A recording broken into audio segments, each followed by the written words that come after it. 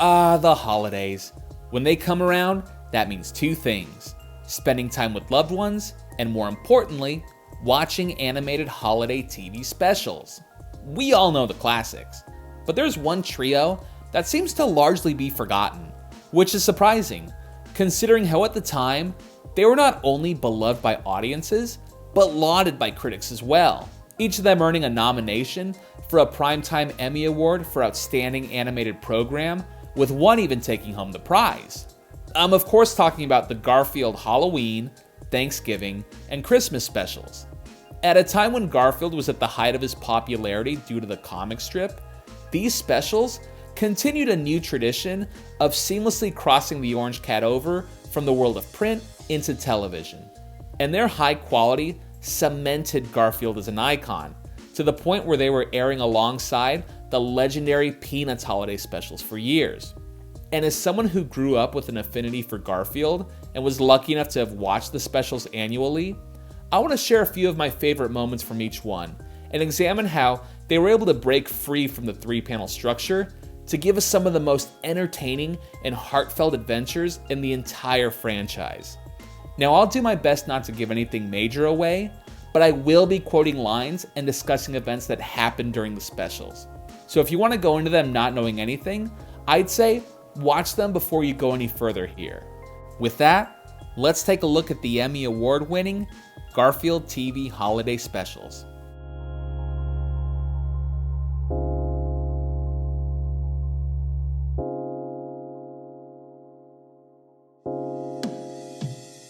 Now, before we speak about the specials themselves, I want to briefly touch upon two important foundational pieces that help to make these specials possible. To give some context, these weren't the first Garfield TV specials. The first was actually Here Comes Garfield, which aired in 1982 and was produced by Lee Mendelson and Bill Melendez, whose names may not sound familiar, but you know their work, as they were producers alongside Charles Schulz on A Charlie Brown Christmas, which won both an Emmy and a Peabody Award. So it was a great decision by Jim Davis and the Garfield Brain Trust to bring that creative team together to oversee Garfield's new venture into television. And they collaborated for Garfield's next TV special, Garfield on the Town, which was another Emmy winner, and handed off an incredible baton to Phil Roman, who would take over as producer for the rest of the specials. The other important hire of the show was of Artificial.Music as the voice of Garfield. Jim Davis once stated about music, "I looked at the room full of voice actors, and then in the corner I saw Lorenzo, quietly licking himself." Jim Davis knew he was the perfect actor for this role, as he was hired immediately after his first audition, and he continued to voice the character from 1982 until his passing in 2001. It's a testament to his performance that despite being voiced later by Bill Murray and Frank Welker, it's music's voice that's still associated with the character to this day.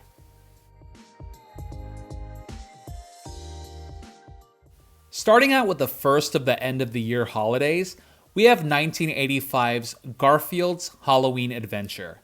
The special opens with Garfield realizing it's Halloween, and him dancing to the catchiest song about Halloween this side of The Nightmare Before Christmas. Sung by Lou Rawls, best known for his song You'll Never Find Another Love Like Mine, and who sang on all 12 Garfield TV specials, I have to say, whoever decided to pair an R&B soundtrack with the Garfield cartoons made the absolute correct call, because it really gives the series its own unique flair. And in this age where animated movies and TV shows seem more like they're constructing a scene to advertise a song, rather than build a song around the movie, it gives these specials a timeless feel, and I implore you to listen to the soundtracks, the Here Comes Garfield one being a good starting off point. Garfield's essence is perfectly captured as well. He's his old charmingly selfish self, but we get to see an additional side to him. In the comics, we see him hassle John and Odie, but with the advantage of not being held to the limitations of a comic strip, we get to see the aftermath of what would be the end of the strip's punchline. For example, in one scene, Garfield plays a prank on John, but he makes him laugh right after. In the strip, The end panel would most likely be John on the receiving end of Garfield's joke, with Garfield retorting using a wry comment. But since we're able to go beyond that third panel, we can see Garfield show his good-naturedness in a way not often seen. Afterwards, Garfield and Odie look for Halloween costumes, and again, we get to see more of the classic Garfield show through, where although he insults Odie, you can tell there's a very real love for him by the way he leads him around throughout the night like he's a little brother. Now this is where the special takes a bit of an interesting turn. When they go out trick-or-treating, we're gifted another earworm by Lou Rawls about how Garfield isn't scared of anything, while him and Odie get scared by spooks that walk the streets at night. Their reactions are hilarious, but there's also a very interesting statement he makes when he sees Odie scared by a kid in a Halloween mask. He tells Odie, "There's nothing to be frightened of. These are kids, just like us, who are out trick-or-treating for candy." Which shows how these two see themselves. In their home, they have total control over everything, including their owner. But the further away they venture from their sanctuary, the more vulnerable they become. And we'll see this play out through the remainder of the episode. The two then decide to take a boat to trick-or-treat on an island, but lose control, and Garfield screams, "I want my mommy!"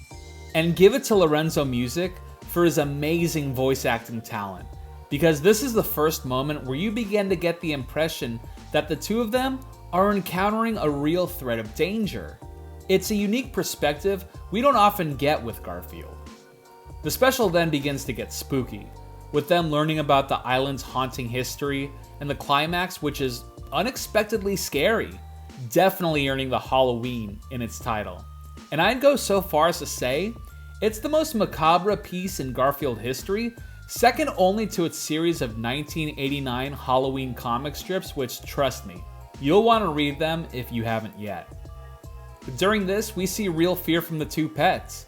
And while we ultimately know they won't die or anything that drastic, the danger they encounter, while we may see it as small, this is when the two revert to what they truly are: animals.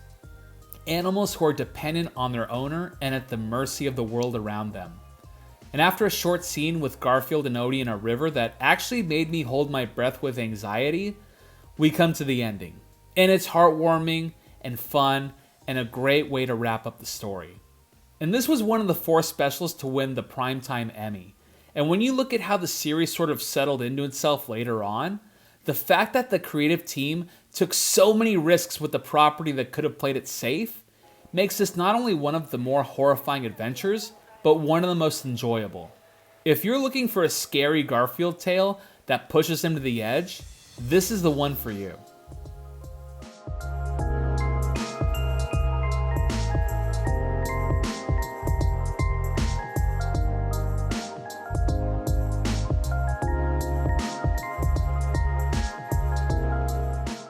Up next, we have the Emmy-nominated 1989 Garfield's Thanksgiving. We open with Garfield and Odie waking up John and going about their morning routine the way only they can. And once again, we're shown how the transition from strip to television actually enhances the jokes. And that success was likely one of the key factors in deciding to create the Garfield and Friends TV show years later. John then takes Garfield to the vet, and this may be my favorite part of the entire special, because we spend so much time seeing how Garfield and John and Odie react with each other. It's refreshing to see how they interact when encountering normal people in the real world. John has a crush on Garfield's vet, Liz, and after her turning him down multiple times, he continues to desperately try and get her to go out with him. And I laughed out loud at their entire conversation. And I really don't want to give it away, their back and forth of him trying to get her to go out with him, but I will say my favorite lines are where John says, "How about that weather?" And she replies, "That's a rather personal question, don't you think, Mr. Arbuckle?" And the way he tries to convince her to go out with him, it's so childish and so ridiculous, I was still laughing after that scene ended. And I promise I'm not trying to give away all the best lines, but I have to mention one more which I loved. Garfield steps onto a talking scale, and it claims it can tell him anything about himself. So he requests it to tell him his name. and the scale says, judging by his weight, he's Orson Welles. That's hilarious. And the rest of the interaction is equally as funny. And that's my favorite aspect to this special. We get to see how Garfield and his family talk to people who aren't used to their brand of zaniness.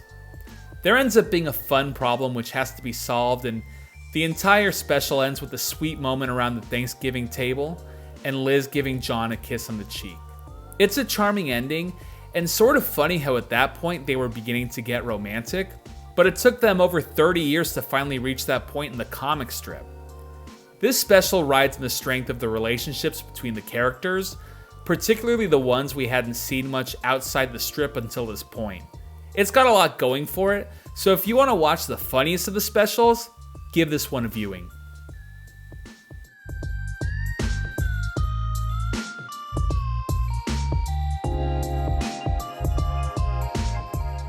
Finally, we have 1987's Emmy Award nominated A Garfield Christmas. Jim Davis has said that writing this story was based on experiences he had celebrating Christmas with his family on their farm in Indiana, with many Arbuckles modeled after Davis's family members. That it was very autobiographical, and it was his Christmas on the farm. And I can see that entirely. This special focuses less on jokes and more so on the humor that naturally arises from being around your family. There's Garfield complaining about why the family can't come to his house where his warm bed is, how the preparation for Christmas makes it less of a holiday and more of a workday. All just very funny, real observations. And when we do get to meet John's family, they're not wild over-the-top characters, they don't spout catchphrases. They're a very plain family, but you can tell a lot about their relationships and shared history between them by the way they interact with each other. It's almost like Jim Davis recorded his family's evening and then added animation to it. It feels that natural. And that's the best thing I can say about this special. The whole thing feels just like a conversation. No exciting trips, no plot twists, no gimmicks. Just a story about a family who gets together to celebrate the holidays. And the family gathers around the piano. John's brother recites a prayer in a scene that genuinely made me laugh out loud. I'll put it this way, it's not the Peanuts Christmas speech, but it's good. Now to cap it off, I must talk about the high point of the special, and honestly, one of the high points of anything Garfield related, the rocking chair scene. Now I will not go into any detail, but I will say John's grandmother sits in a rocking chair and speaks to Garfield about her late husband. Now, I'm not an emotional person. I've never cried during a movie or a TV show. I think The Notebook is a bad movie, so that's kind of the callous, cold-hearted person I guess I am. But this scene hits every sensitive bone I have. It's remarkable in its simplicity, and amazing how much emotion you can draw out talking about a character we never see, we never meet, all based on somebody's reverence for a loved one passed on. It's the most touching moment in Garfield history, and I can't convey how much you should watch this scene. At the end of the special, there's a gift exchange, and I won't ruin its sweet ending, but just know that it's going to leave you feeling warm when it's over. This is easily the most wholesome and realistic of the specials, and there's so much warmth flowing from it, you can't help but feel good when it's over.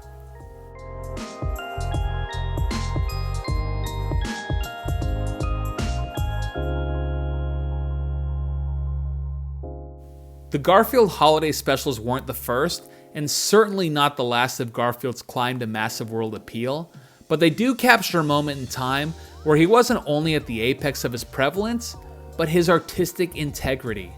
At this point in time, yes, he was on mugs and window clingers, but he was also charming audiences with some of the most daring, funny, and heartwarming moments the character has ever graced us with. So when you and yours closest to you are watching the usual holiday romps, don't forget to add the Garfield TV holiday specials to that list.